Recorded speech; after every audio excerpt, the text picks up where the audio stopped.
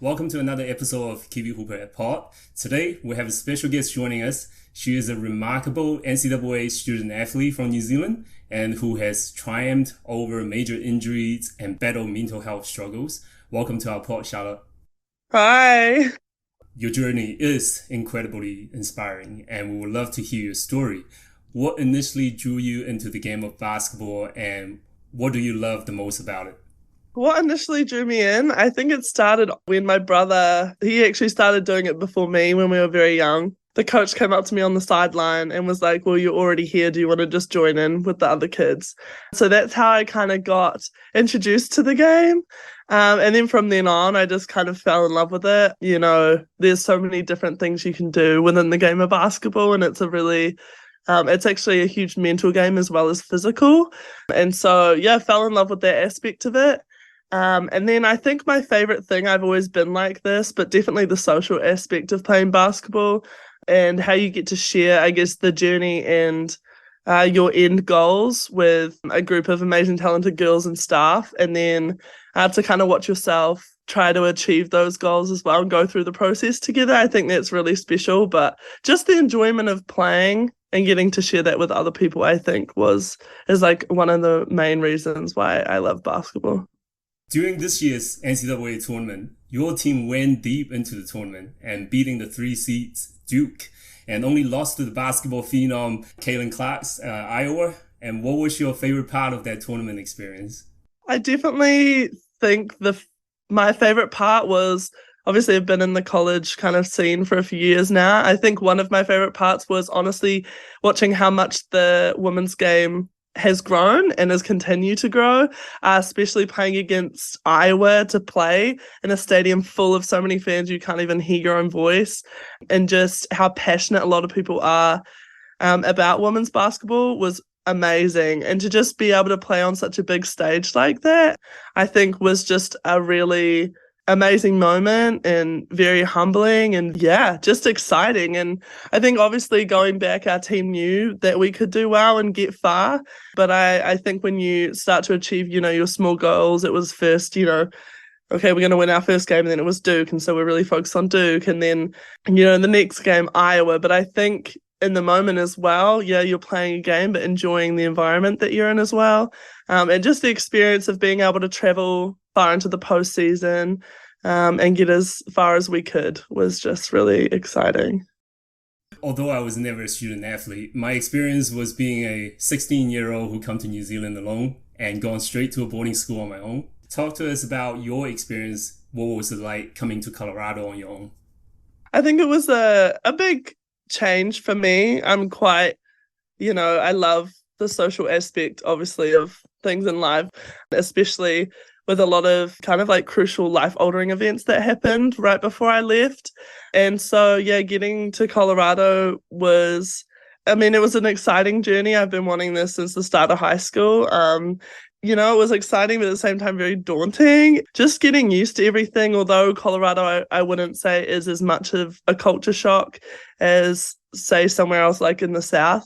I still think it was big enough to kind of shock me a little bit and take me at least a few months to kind of get in the routine of stuff, be able to kind of immerse myself into, their culture a little bit more, and getting to experience kind of that side of it.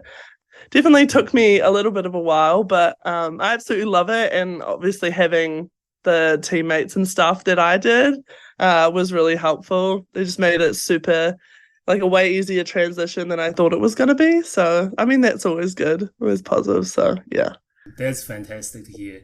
And let's talk about the major injury that you faced and how did the injury impact both physically and mentally, and obviously how you overcome it. Yeah. So I got diagnosed with hip dysplasia halfway through my sophomore year of college. I was in immense pain, practicing, playing. I could barely sit down, could barely walk some days. So we got it checked out, got diagnosed with that. It's pretty much generative genetic disease that occurs in your hips.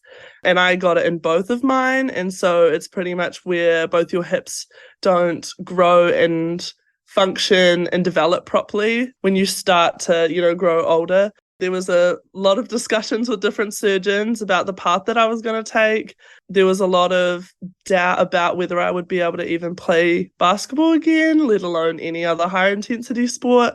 So the main goal, I guess, for me and then my coaches and everything as well was just like, how can we give her the best quality of life with the situation that she's been put in? So kind of at that point, I had to put aside basketball a little bit and be like, what's most beneficial for me long term? And then, we started to get options. I really wanted to be able to play basketball again. So I decided to get 5 major surgeries on both hips throughout the time of around 2 years, stop basketball, but still be able to go over there and go to school and be supported by their medical staff and my coaches and my teammates. And so I went through that, really long surgeries, learned how to walk again twice, and then learned how to run and everything again. The chance was still minimal about the impact that it would have on me coming back to basketball. But I came back about a year and a half after the first major surgery I had, and a few months after the final surgery, started getting back into things slowly. And it's taken me a while. I think it was very frustrating coming back, especially the previous season. My team did really well, and I'm so glad that we went as far as we did. But I think I struggled a lot mentally, as well as physically, obviously trying to keep up and trying to compete with everybody else and hold the expectations I think that I'd held myself to, and sometimes not being able to meet them. I mean, my body was just physically not ready for some of the things that I wanted to do and how I wanted to contribute to my team. I think that was the biggest upset for me. So I think it really developed me though in my skills off the court and as well as leadership from the sideline. Okay, if I can't contribute physically today because my hips just aren't there, how can I contribute verbally? How can I, continue to give everything that I can to a team? So I think that changed my mindset a lot, but it was learning to accept that, and that had been really hard for me. And then it's always daunting coming back to sports. I think anybody with a major injury would completely understand, and just learning how to get back into it. And everybody's like, it'll be like riding a bike, but it was a lot more complicated than that. But I think one of the things that kind of held me back a little bit, I guess, was the expectations I had coming out of surgeries, and I didn't know how major these surgeries were.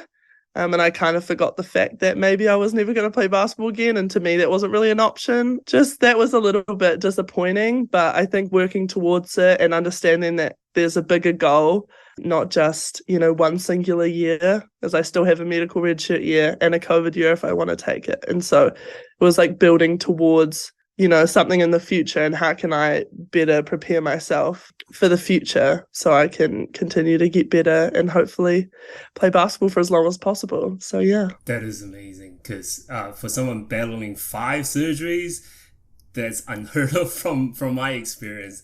I would never know how that feels, but it's amazing to see how you are today, and you be able to get back onto the court when medical staff tell you that you probably won't be able to play basketball again, which is the worst news that you can ever hear as a basketball fan and lover, right?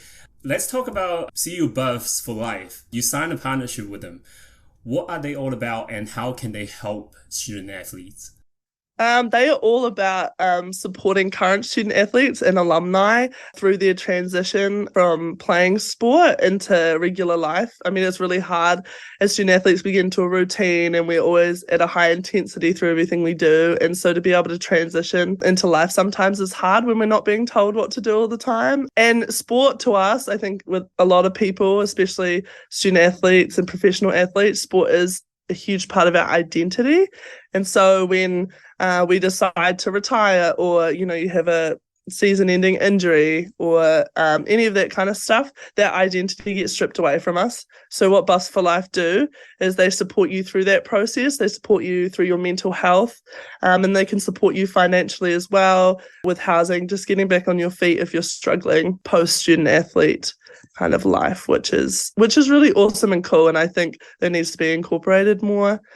Just because it is a really hard transition. And I think, once an athlete, always an athlete, and that's part of the Buffs for Life. And then what we stand for at our school too is you're always part of the family. whether you're currently there or, you leave, you move on to something else in your life. So, yeah.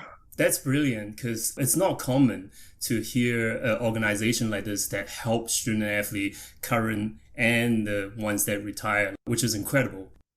Let's deep dive a little bit on the mental health aspect. How did you recognize you were struggling with your mental health, and what steps did you take to address it? I started struggling with my mental health. So my last year of high school, I was 17, and my dad passed away suddenly.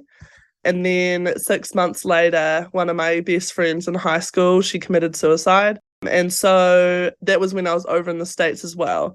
So for me, I didn't think I gave myself a lot of time to, fully process and grieve those two deaths. Just the transition, of course, with my life moving over there as well. I kind of held a lot of that inside me. For me, it was kind of, I've always been this very happy and outgoing and social person, never really sad, always smiling. And so that's a huge part of my identity for myself and my persona and who I am. And so to have any sort of mental health, struggles that would possibly cloud people's judgment about who I was or to change people's perspective on me was really hard to accept. So I had it for a very long time through trainings and practice, and even from my family for about 6 months until it started to get really, really bad. And I started, sleeping a lot more because I didn't want to have to deal with what I was going through, and then not motivated to do anything, very shut off from people, didn't want to talk about it, was never happy anymore. I kind of buried myself in this hole that I really didn't think there was any way of getting out of it. I think my mom was one of the major people that, understood what I was going through and could see it without me even telling her. And so she was the first person that I talked to about it, started to open up. My coaches as well got me in touch with the school psychologist. And so I've been going to counselling meetings for about 4 years now, working through that. But yeah, definitely the support of other people and understanding that, what you go through in life, everybody obviously goes through different things, but to that individual person, it's really significant and can make such a big impact if they're not supported in it or struggle to kind of understand it for themselves. And so definitely having the support and using the resources that I had to kind of allow me to step outside of what I was feeling a lot of the time and inside my head, to understanding and taking it a little bit of a time of trying to process all of that and understanding that it's okay to be really outgoing, fun personality and still have mental health struggles. It's hard to be happy all the time, and you have to understand it's never going to work. You can't be, especially in life, that you have to have the downs with the ups. Definitely understanding that and giving myself a lot of grace. And I still struggle with it. There's some days where I still find it hard, but definitely got a lot of help with that and very open about talking about it now and helping other people now understand, especially through the grief aspect, that it's okay to feel certain ways and to get supported. So, yeah. Absolutely right. And I heard a quote recently: loneliness can strike anyone, anywhere, anytime. And you can be in a crowded area and still feel alone. And especially when it comes to student athlete, people's perceptions of student athletes strong, they're popular, always people around them, but you can still feel alone in that type of situation. For those listeners who might have missed what you were just saying, what would you say the first step that you took in terms of addressing this issue? As hard as it may be, I think honestly reaching out, and it can be to anybody, most likely probably someone you trust. And, at the start it is daunting. Reaching out to somebody, especially if, you feel the need to keep it quiet, because, I found it like embarrassing to, be going through this. But definitely reaching out, and it could just be to that one person for a little bit of time until you feel ready to expand. But also I think reaching out to counselling is a really good option. It's private and nobody else really has to know if you don't want to, and it's a journey that you can take and you don't have to be embarrassed about it. But I definitely think that I found really helpful because they have no ties to your life personally, and so it's really nice to have just an honest, open conversation with that kind of privacy as well. Amazing. Just from the conversation we have, Sound like University of Colorado has been a very supportive in your journey. Let's shift gear a little bit. If you can offer one piece of advice for young female Kiwi hoopers who are starting their basketball journey, what would that be? Definitely, and I know this is probably very cliche, but definitely no matter where you are or where you're starting from, or if you've never picked up a basketball before, it doesn't matter. It's like always work hard and always put in the effort behind closed doors. I always love saying this. It's like everybody can put in the effort when people are watching, but what are you doing when people aren't watching? How are you continuing to get better behind closed doors? And I definitely think as well it's important to kind of have the aspect of reminding yourself why you play, especially if it is fueled by the joy of, you know, being social, or you just love it because it's fun. I think never losing that kind of side of it, because it is hard when you start to get older and you get into these, you know, more intense programs, and, you know, your days are filled up with it, and, you know, it's going to happen. One day you're going to be like, is this what I really want to do? But I think staying in touch with why you play the game in the first place is really important, because at the end of the day, like, you have to have fun. You have to enjoy what you're doing to be able to put an excess amount of time and energy into something. So definitely that would be my advice. All right. Now, let's go through some quick rapid-fire question. The first one, LeBron or Kobe? Kobe. Kendrick Lamar or J. Cole? J. Cole. Game-saving block or buzzer beater? Buzzer beater. Be a master dribbler or a master dunker? Master dribbler. Pause time or turn back time? I'd say pause. I hope your story will inspire other athletes who are going through similar experience. And if people want to find you, you know, where can people find you if they want to reach out to you? Yeah, so I'm on Instagram, Char_Whittaker. I'm on Facebook as well, under my full name. And then please follow CU Women's Basketball as well. That would be great. 100%. Charlotte, you are amazing. Thank you for sharing your experience. I really appreciate that you are sharing that with the audience and with all of us. And also, no matter where you go in the future, we'll be rooting for you for sure. Oh, thank you so much for having me. I appreciate it. Thank you. I want to give a shout out to Kiwi Hoopers. Shout out to Kiwi Hoopers.